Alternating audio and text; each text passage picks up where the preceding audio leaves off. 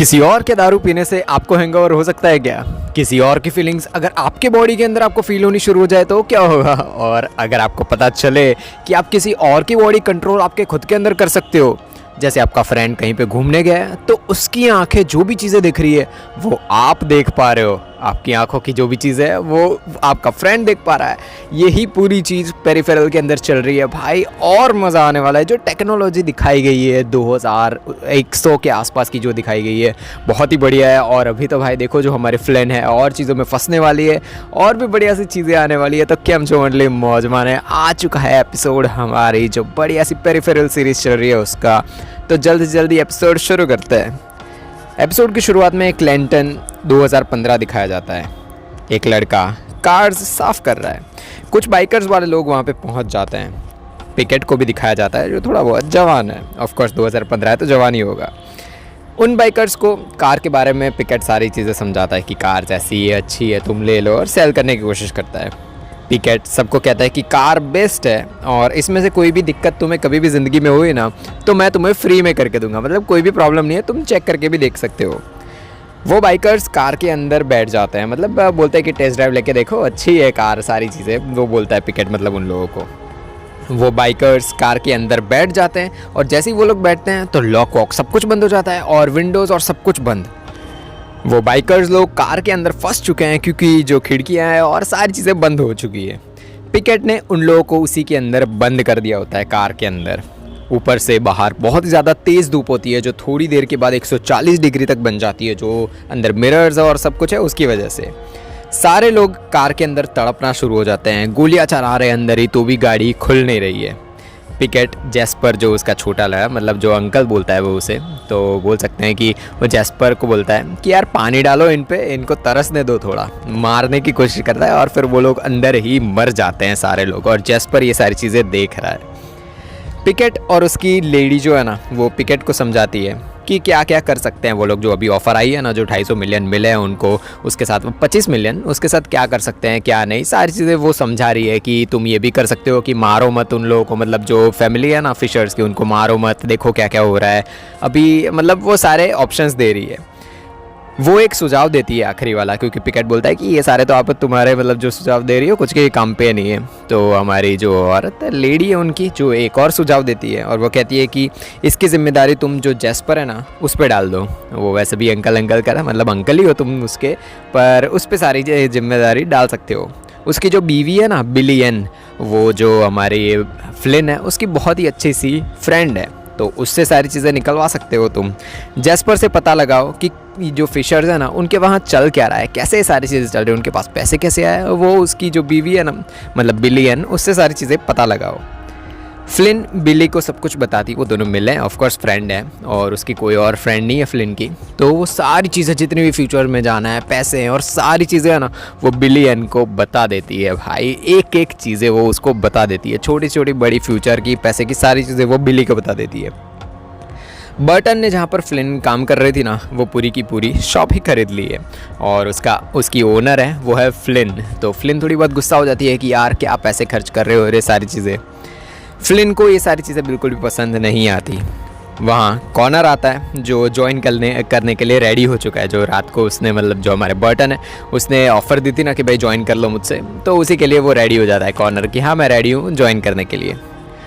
Flint और Burton, ये जो उनकी ज़िंदगी हो रही है ना, मतलब जो चेंजेस हो रहे हैं, लोग आ रहे हैं जा रहे हैं, सारी चीज़ों के बारे में एक दूसरे से बातें करते हैं, शेयर करते हैं। तभी फ्लिन के हाथ अकड़ने शुरू हो जाते हैं। वो कहती है कि कभी कभी ऐसा उसके साथ होना शुरू हो चुका है, उसकी बॉडी में कुछ ना कुछ होता है। वो बर्टन से भी पूछती है कि क्या तुम जब ये जो हैप्टिक्स है तुम्हारे हाथ में और वो यूज़ करते हो तब तुम्हें भी ऐसा होता है? तो वो बोलता है कि हाँ कभी कभी होता है मुझे। फ्लिन कहती है कि उसने बिली है ना, मतलब उसकी फ्रेंड, उसके बारे में उसको सब कुछ सच सच बता दिया है अभी जो भी है ना उसके बारे में। तो बर्टन बहुत ही ज़्यादा गुस्सा हो जाता है कि यार तुमने ऐसा क्यों किया, कैसे तुमने सारी चीज़ें बता दी, क्यों बताया बिली को तुमने सारी चीज़ें। फ्लिन कहती है कि तुम्हारे पास तुम्हारे आवारा दोस्त लोग हैं जो तुम्हारे साथ घूमते रहते हैं, पर मेरे पास कोई भी नहीं है बात करने के लिए। बर्टन कहता है कि तुम ये क्यों नहीं समझ रहे कि तुमने बिली को ये सारी चीज़ें बताई ना, तो अब तक तो वो सीधा जैस्पर को जाके वो सारी चीज़ें बता चुकी होगी। जैस्पर के अंकल कौन है पता है ना, उसके अंकल पिकेट है, तो उनको सारी चीज़ें पता चल चुकी होगी अभी तक। तो जो अभी भी वो नहीं मान रही होती, जो हमारे फ्लिन है, वो कहती है कि नहीं यार वो कभी भी किसी को नहीं बताएगी बिल्ली। यार उसको ऐसा लग रहा है पर बिल्ली को पता चल ही जाएगा, वो मतलब बता ही देगी जैस्पर को। लेव विल्फ को फ्लिन की पेरिफेरल दिखाता है जो उसने बॉक्स के अंदर बंद कर रखी है। मतलब जब तक वो पेरिफेरल में नहीं होती, मतलब फ्लिन नहीं आती पेरिफेरल में, तब तक उसे बॉक्स में बंद करके रखते हैं। लेव विल्फ को पूछता है कि तुमने किसी को बताया नहीं है ना कि तुमने जो नियो प्रिंस होती है ना उसके साथ क्या किया। अब हमें अभी तक नहीं पता कि नियो प्रिंस क्या होता है। एलिटा को भी नहीं बताया है ना, तो खुद को अपनाओ विल्फ, मतलब थोड़ा बहुत समझाता है वो विल्फ है उसको कि भाई खुद को अपनाओ, क्या क्या चीज़ है सब कुछ बताता है वो। फ्लिन पेरिफेरल में वापस आ जाती है। फ्लिन सबको मेरियल जो उसके साथ पार्टी में थी उसके बारे में पता करने के लिए कहते हैं सबको। वो कहती है कि शायद उसे एलिटा के बारे में कुछ ना कुछ पता होगा। विल्फ बताता है कि मरियल रिसर्च इंस्टीट्यूट में सिक्योरिटी मैनेजर असिस्टेंट है। एलिटा भी वहीं पे काम करती थी। तुमने इंस्टीट्यूट के रिस्ट्रिक्टेड जो एरिया थी ना उसमें जाने की कोशिश की थी, मतलब जो फाइट हुई थी जब मारा था ना उसको बराबर का, वो रिसर्च इंस्टीट्यूट था उसका रेस्ट्रिक्टेड एरिया था, इसलिए वहाँ पे वो लोग आ गए थे। उसके बाद जो भी हुआ ना वो समझाना बहुत ही ज़्यादा मुश्किल है, हमें भी नहीं पता है। फ्लिन कहती है कि मतलब तुम लोग उस जगह से डरते हो है ना, मतलब रिसर्च इंस्टीट्यूट से तुम डरते हो। लेव कहता है कि आरआई को हमारे बारे में जितना कम पता चले उतना ही अच्छा होगा। ऐश फ्लिन को पूछती है कि तुम इस आदमी कॉर्बल पिकेट को जानती हो ना, तो फ्लिन थोड़ी देर बाद एक्सेप्ट कर ले कि हाँ मैं जानती हूँ पिकेट को। ऐश बताती है कि पिकेट को तुम्हारी फैमिली में इंटरेस्टेड है, मतलब वो जानना चाहता है कि तुम्हारी फैमिली में क्या चल रहा है क्या नहीं। इस दुनिया से किसी ने तुम्हारी दुनिया से कांटेक्ट किया है और तुम्हारी फैमिली को मारने के लिए कहा है, मतलब जो हमले हो रहे हैं सारी चीज़ें है ना, तो पिकेट को कहा गया है तुम्हें मारने के लिए। फ्लिन ये सुन के एकदम से वापस आ जाती है, कहती है कि मैं 1 घंटे में वापस आ रही हूँ क्योंकि फैमिली को और सबको बताना होगा, वो वापस आ जाती है। विल्फ का बचपन दिखाया जाता है। वो और एलिटा दोनों बचे हुए हैं सिर्फ, मतलब जो पूरा उनका बोल सकते हैं कि वो ऑर्फनेज होता है ना उसमें रहते हैं वो दोनों। एक लेडी एलिटा को चूज़ करती है एडॉप्ट करने के लिए, पर एलिटा कहती है कि वो विल्फ कहती है, उसका असली नाम विल्फ है पर वो विल्फ कहती है सिर्फ वुल्फ, उसके बिना वो नहीं जाएगी। मतलब एडॉप्ट करो तो हम दोनों को करो या फिर किसी को मत करो। उन पेरेंट्स को बताया जाता है कि बच्चे का नाम है वुल्फ गार्ड। डीएनए से पता चला है कि ये जर्मन है, नॉर्थ अफ्रीकन हेरिटेज से। वो पेरेंट्स वुल्फ को कहते हैं कि अगर हम तुम्हारा नाम यहाँ से थोड़ा बहुत सामाजिक कर ले, मतलब वुल्फ से चेंज करके विल्फ रखे, विल्फ्रेड नाम रखे तो कैसा रहेगा। तो जो वुल्फ है वो बोलता है कि हाँ ठीक है, मतलब उसका नाम वुल्फ से विल्फ ऐसे पड़ा था बचपन में। अभी के विल्फ को दिखाया जाता है जो उसकी मॉम के वहाँ पहुँच चुका है, मतलब जो अभी जिन लोगों ने उसको ऑर्फनेज से लिया था ना उन्हीं के वहाँ पहुँच चुका है। वो बताती है कि एलिटा सालों से यहाँ पे नहीं आई है, पर असली सवाल तो ये है कि आखिरी बार उसने एलिटा को कब देखा था। शायद वो बताती है कि शायद मैंने 1 महीने पहले एलिटा को देखा था। मैं सेंट जेम्स में थी, मैं विल्टन्स के बाहर आ रही थी और एलिटा से टकरा गई। मैंने एलिटा से पूछा कि कहाँ रहती हो, तो उसने कहा कि लंदन में, जहाँ आखिरी बार बर्फ़ गिरी थी। उसकी माँ कहती है कि मुझे तो इस पहेली के बारे में भी नहीं पता, क्या बोला उसने कि लंदन में आखिरी बार बर्फ़ गिरी थी, क्या है मुझे कुछ भी नहीं पता, और शायद तुम्हें पता हो। तो जो हमारा विल्फ है उसको भी नहीं पता ये पहेली के बारे में। मिसेस वेस्ट, जो मतलब उसकी माँ का नाम है, वो समझाती है कि मैंने और तुम्हारे पापा ने सब कुछ दिया तुम्हें, इतना बड़ा किया, सारी चीज़ें की, और तुम लोगों ने एकदम से हम लोगों को छोड़ दिया, ये ठीक नहीं किया तुम लोगों ने। और फिर वहाँ से विल्फ को जाने के लिए कहती है वो। फ्लिन सब कुछ पिकेट को बर्टन को बताती है सारी चीज़ें। तो बर्टन कहता है कि पिकेट को तो मैं दिन दहाड़े देख लूँगा, जो भी होगा ना वो सारी चीज़ें। मिलिट्री ने मुझ पे इतने पैसे, इतनी ट्रेनिंग दिए गए हैं, सारी चीज़ें मुझे सिखाई गई है। फ्लिन कहती है कि पर अब तुम वो मिलिट्री में नहीं रहे हो, मतलब जो हमारा बर्टन है उसने मिलिट्री की बहुत ही अच्छी खासी ट्रेनिंग ले रखी है। तो वही वो सारी चीज़ें बताता है कि यार मेरे पास ट्रेनिंग और सब कुछ है, तो पिकेट को तो मैं दिन दहाड़े उड़ा सकता हूँ। फ्लिन वापस पेरिफेरल में जाती है। विल्फ बताता है कि ये कार ऐसे प्रोग्राम्ड है कि ये बकिंगम पैलेस के सेंटर में घूमती रहेगी, मतलब आस पास घूमती रहेगी। तो एलिटा के बारे में अगर तुम्हें कुछ भी याद आए, उस रात के बारे में कुछ भी याद आए, बता देना। फ्लिन पूछती है कि मरियल का क्या हुआ। विल्फ बताता है कि शायद एलिटा ने उसे मार दिया, या फिर वो कहीं पे खो गई, या फिर आरआई वालों ने उसे गायब कर दिया। उनको सिक्योरिटी में खामियां बिल्कुल भी पसंद नहीं है, और जो मरियल थी उसकी वजह से सारी चीज़ें हुई है, तो उसी वजह से उन्होंने शायद उसे गायब कर दिया हो, कब मार दिया हो, कुछ भी नहीं पता। पैदल चल के एलिटा लोग वो मतलब एलिटा को ढूंढने वो लोग निकल जाते हैं, कुछ सबूत मिले या फिर कुछ भी। विल्फ कहता है कि तुम जो भी देखोगी वो मुझे देखेगा। मतलब जो उनके पास टेक्नोलॉजी है ऐसी खतरनाक वाली कि एक दूसरे से वो सिंक्रोनाइज हो जाते हैं कि मतलब जो विल्फ को दिख रहा है वो जो हमारे फ्लिन है उसको दिखेगा, और अगर उनको बंद करना हो तो बंद भी कर सकते हैं, और जो विल्फ को मतलब हमारे फ्लिन को दिख रहा है वो विल्फ को दिखेगा। वो हाथों के जेस्चर से सब कुछ कनेक्ट करना सिखाता है फ्लिन को कि ऐसे तुम वॉल्यूम बढ़ा सकते हो, ऐसे एक दूसरे को देख सकते हो, सारी चीज़ें वो करता है। दोनों एकदम से कनेक्ट हो जाते हैं। विल्फ का जो हैंगओवर मतलब हैंगओवर चढ़ा हुआ होता है उसे, तो फ्लिन को महसूस, जैसे ही वो लोग सिंक्रोनाइज होता है ना, तो उसको जो फीलिंग्स हो रही होती है, उसकी बॉडी में जो चीज़ें हो रही होती है ना विल्फ के, वो सारी चीज़ें जो हमारी फ्लिन है उसको भी महसूस होनी शुरू हो जाती है। तो उसे भी कंट्रोल, मतलब जो हैंगओवर रहा है उसे भी कंट्रोल करना कैसे है वो सिखा देता है फ्लिन, जो विल्फ है वो फ्लिन को सिखा देता है। तो कंट्रोल करते हैं और फिर वो दोनों आगे जो एलिटा है उसके बारे में कुछ ढूंढने के लिए निकल जाते हैं। बर्टन सीधा मिस्टर पिकेट से मिलने पहुंच जाता है। बर्टन पिकेट को ऑफ़र देता है कि अगर वो उसकी फैमिली से दूर रहेगा ना तो हर हफ्ते वो उसे 2 लाख रुपए देगा, $2 लाख रुपए देगा। बर्टन उसे एक कहानी सुनाता है। वो कहता है कि मिलिट्री हर छोटे छोटे गांव में जाती थी, उन बच्चों को चूज़ करते थे जो एक साथ बड़े हुए और एक टीम की तरह रहते हैं। बस हैप्टिक्स लगाओ और सारे के सारे जितने लोग हैं ना, मतलब सारे जो टीम वाले हैं वो सारे एक साथ सिंक्रोनाइज हो जाते हैं एक साथ।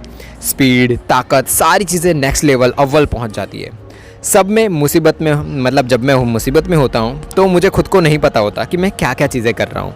अपने हाथ ही महसूस नहीं होते मुझे, मैं क्या कर रहा होता हूँ मुझे कुछ भी नहीं पता। वॉर ख़त्म होने के बाद मैं क्वांटिको में था। मैं एक बार में गया था, वहाँ एक आदमी को स्टूल पर देखा मैंने और बेहोश हो गया एकदम से मैं। जब होश में आया तो उस आदमी के ऊपर पड़ा हुआ था मैं। वहाँ के लोगों ने मुझे बताया कि मैंने उस आदमी को बहुत ही गंदी तरीके से पीटा था। मेरी यूनिट में एक सर्जेंट था, वो जब 16 साल का था तब उसको जो आदमी को मैंने अभी मारा ना, उस आदमी ने मेरे सर्जेंट को जब वो 16 साल का था तब मारा था, और वही चीज़ें मुझे अभी भी याद थी। और वो हैप्टिक्स की वजह से मेरे जहन में था, मतलब हम सारे लोग कनेक्टेड हैं, तो उसका कनेक्शन था वो मैं भी कर पाया। अगर मुझे या मेरी बहन को कुछ भी खरोच आई या फिर तुमने कुछ भी किया ना, तो तुम्हें, अगर मुझे तो मार दोगे पर दूसरे लोग हैं वो सिंक्रोनाइज्ड ही है, वो लोग तुम्हें ख़त्म कर देंगे। पिकेट कहता है कि तुम छोटे थे ना तब इस शहर के 1 नंबर के जो गंदे लोग थे ना, वो लोग इस शहर को चलाते थे। मैंने ये सारी चीज़ें रातों रात बदल दी थी। इस शहर को रहने लायक मैंने शांत बनाया, अच्छी चीज़ें की यहाँ पे। बर्टन इशारा करके हैप्टिक्स से जो सिग्नल भेजता है, और जो पिकेट है ना उसका ग्लास फूट जाता है, और दूर से उसके दोस्त लोग होते हैं ना उसी ने गोली चलाई होती है। मतलब हैप्टिक्स का जो सिंक्रोनाइजेशन है वो ऐसे ही काम करता है। टॉमी देखता है कि बर्टन ने मतलब जो हमारा बर्टन है वो मान जाता है यार कि ठीक है यार, हर हफ्ते मुझे $2 लाख मिल जाने चाहिए। टॉमी देखता है कि बर्टन और पिकेट लोग हैं ना वो दोनों मिल चुके हैं, और वो कन्फ्यूज़न में कि यार ये इस गुंडे के साथ पे है जो हमारा बर्टन है, उसने क्यों हाथ मिलाया। चेरिस डैनियल को बताती है कि RI हेडक्वार्टर सबसे पहले एयर प्योरीफायर्स थे, तुमने ज्वाइन किया उससे पहले से। पता है ये काम कैसे करते हैं, तुम ज़्यादा टाइम वेस्ट कर रहे हो। मतलब वो डैनियल को कहती है कि तुम ज़्यादा टाइम वेस्ट कर रहे हो, एक लड़की को मारने के लिए इतनी देर तुम लोगों को कैसे लग सकती है। सही हथियार के साथ सब कुछ ठीक हो जाएगा। यहाँ की प्रॉब्लम्स का क्या हो रहा है वो डैनियल को पूछती है। डैनियल बताता है कि पता चला है एरिटा वेस्ट और ग्रेस होगार्ट एक ही स्कूल में थे, वो 1 साल के लिए रूममेट्स भी थे, पर एलिटा की जो फंडिंग है ना उसके बारे में हमें कुछ भी नहीं पता चला। चेरिस कहती है कि पहले सब कुछ पता लगाओ फिर लाशों के ढेर लगा देना। पता है ना डैनियल, मैं तुम्हें तुम्हारे हज़ारों तरीक़ों से मैं तुम्हें मार सकती हूँ। मतलब वो धमका रही होती है डैनियल को। वो उसके सामने खाई बना देती है जो ट्रांसपेरेंट होती है वैसे, पर उसको देख के डैनियल डर जाता है कि यार ये क्या है। मतलब लेडी जो चेरिस है ना वो ख़तरनाक लेडी है। फ्लिन विव से पूछती है कि एलिटा ने कहा था कि तुम सिर्फ 10 साल मतलब जीने वाले हो, इसका मतलब क्या हुआ। तो वो बात पलट देता है कि ये सारी चीज़ें एलिटा को जाके पूछना है, उसने मुझे पॉल्ट कहा था, उसका क्या मतलब होता है। तो विल्फ जवाब देता है कि उसका मतलब होता है पोल्टरजेस्ट। स्टब से आए लोगों को हम इसी नाम से बुलाते हैं, जैसे कि भूत है भी और नहीं भी, मतलब तुम यहाँ पे हो भी और नहीं भी हो, तो उसी को पोल्ट कहते हैं। वहाँ की पुलिस फ्लिन का पीछा करना शुरू कर देती है एकदम से, तो वो सीधा अब वो तो देख ही सकती है, जो पीछे मुड़ के देखती है ना फ्लिन, तो उधर विल्फ को भी पता चल जाता है क्योंकि उसकी आंखों में भी दोनों सिंक्रोनाइज है, तो उसे पता चल जाता है कि पुलिस पीछे पड़ी है। विल्फ सीधा ऐश को पूछता है कि पेरिफेरल रजिस्टर तो है ना, तो ऐश कहती है कि हाँ है, पर गैर कानूनी काम भी बहुत कर चुका है ये पेरिफेरल। विल्फ कहता है कि पुलिस आ चुकी है यहाँ पे। ऐश एक रास्ता देती है कि बंद कर दो उसे, जो मतलब पेरिफेरल है उसे बंद कर दो। तो विल्फ कहता है कि पुलिस को शक हो जाएगा अगर मैंने इसे बंद कर दिया तो, और वो लोग आगे बढ़ जाते हैं, मतलब वो बचाने पहुँच जाता है विल्फ। विल्फ सीधा फ्लिन के पास पहुँच जाता है। वो पुलिस से पूछता है कि क्या प्रॉब्लम है। तो पुलिस जवाब देती है कि मुझे पेरिफेरल बाहर से ऐसे घूम रहा है जिसका एल्गोरिदम हमारे नियमों के खिलाफ है। विल्फ उसकी पहचान देता है और फ्लिन का नाम वो रेनी पोर्टिस के मतलब रेनी पोर्टिस बताता है। कहता है कि ये एक पेरिफेरल में है, ये कनाडा की निवासी है। अगर आप देखेंगे तो पाएंगे कि मैंने इनके रिमोट वीज़ा के लिए अप्लाई कर रखा है। 10 ट्रिप्स के लिए मैंने अप्लाई कर रखा है, इनमें से 2 ट्रिप्स हो चुकी है और ये तीसरी है। तो पुलिस कहती है कि 3rd विज़िट के लिए ना रिक्वेस्ट आई है ना एक्सेप्ट हुई है आपकी रिक्वेस्ट। सीधा पुलिस जो विज़िट है ना वो रद्द कर देती है और बोलती है तुम्हें अभी के अभी जाना होगा। मतलब जो हमारे फ्लिन है जिसका नाम रेनी से रखा हुआ है, तो उसको बोलती है कि इसको भगाओ यहाँ से, मतलब वो पुलिस उड़ाने की कोशिश करती है। विल्फ कहता है कि मैं आपको जो राय है ना, मतलब आपकी राय की कदर करता हूँ, पर मेरी भी बात आपको सुननी होगी, वो पुलिस को कहता है। रेनी ने अपने पहले 2 विजिट्स में कहा था कि ये पेरिफेरल उसके जैसा नहीं दिखता, और कहा था कि अगली बार के लिए जो दूसरा मॉडल है ना वो उसे चाहिए। पर इसे ये नहीं पता था कि ये किराए का नहीं है, मतलब ये किराए का पेरिफेरल नहीं है, ये मेरा ख़रीदा हुआ पेरिफेरल है और ये मेरी एक्स गर्लफ्रेंड पे बना हुआ था। मैं उसका इस्तेमाल कर रहा था। ये दिखाता है कि मैं कितना गलत और आलसी इंसान हूँ, क्योंकि इस बार रेनी और इस बार आई और वो पेरिफेरल में गई तो उसे बहुत ही ज़्यादा गुस्सा आया। उसके बाद थोड़ा हमारा झगड़ा हुआ और वो फिर कार से वहाँ से निकल गई। मैंने दिल में उसके लिए कुछ भी नहीं है, मतलब जो पुरानी मेरी एक्स गर्लफ्रेंड थी उसके लिए कुछ भी नहीं है, ये हम दोनों ही हम साथ में सारी चीज़ें, झगड़ा हुआ इसलिए वो कार से बाहर निकल गई थी। फिर विल्फ जो फ्लिन है उसको किस भी करता है। फिर थोड़ी बहुत वो पुलिस मान जाती है और वो वहाँ से चली जाती है दोनों की बातें मानकर। फ्लिन पेरिफेरल से वापस आ चुकी है। कैरिस को जो चेरिस है उसको दिखाया जाता है कि वो बहुत सारी मधुमक्खियाँ होती हैं ना उनके साथ है। तभी वहाँ पर ग्रेस आ जाती है और दोनों कुछ बातें करते हैं लाइफ के रिलेटेड थोड़ी बहुत। चेरिस ग्रेस को मधुमक्खियों के बारे में बताती है कि मधुमक्खियाँ दुनिया से 2 बार विलुप्त हो चुकी है, फिर भी वो 0 से स्टार्ट करती है और अपनी ज़िंदगी वापस शुरू करती है, और वो कितना हार्ड होता होगा सबको पता है। ग्रेस, तुम स्टब से जो डेटा ले रही थी ना वो हम एकदम मतलब बचा सकते हैं और सारी चीज़ें, मतलब जो ये है ना वहाँ पे स्टब में और इसमें काम करती थी ये जो हमारी ग्रेस है वो। एलिटा भी तुम्हारी दोस्त है ना? तो ग्रेस कहती है कि हाँ वो मेरी दोस्त है, ज़्यादा हम बात नहीं करते। पर ग्रेस कहती है कि तुम्हें पता ही होगा कि वो हमारे बायोडाइवर्सिटी के डिपार्टमेंट में है ना, उसे स्टब के डिवीज़न के बारे में कैसे पता चला होगा? तो मतलब जो ग्रेस है वो उसी ने सारी चीज़ें एलिटा को बताई थी स्टब वाले डिवीज़न के बारे में। ग्रेस कहती है कि एलिटा को क्यूरियोसिटी थी बहुत ही ज़्यादा, तो मैंने थोड़ा बहुत ही बताया था, सब कुछ नहीं बताया था स्टब के बारे में। ग्रेस उन सारी मधुमक्खियों को जो हमारी जो चेरिस है वो ग्रेस के ऊपर जो सारी मधुमक्खियाँ है ना वो छोड़ देती है। और वो कैसे? क्योंकि जो उसने चाय पी थी ना उसके अंदर ऐसा लिक्विड था जिससे कि सारी मधुमक्खियाँ है ना वो अट्रैक्ट हो, और वो चाय ग्रेस पी चुकी है तो उस पर सारी मधुमक्खियाँ आ जाती है और वो उसको मार डालती है। मतलब यार चेरिस कितनी खतरनाक लेडी है, बहुत ही ज़्यादा। बिली उसके पति जैस्पर को कार में पैसे देख लेती है उसके पास, मतलब बातें करते टाइम वो तो कहती है कि ये क्या काम करने जा रहे हो? तो वो कहता है कि ये एक चीज़ है वो देने जा रहा हूँ पिकेट को, मतलब अंकल पिकेट को देने जा रहा हूँ। तो वो देख लेती है कि उसके अंदर क्या है और पैसे होते हैं।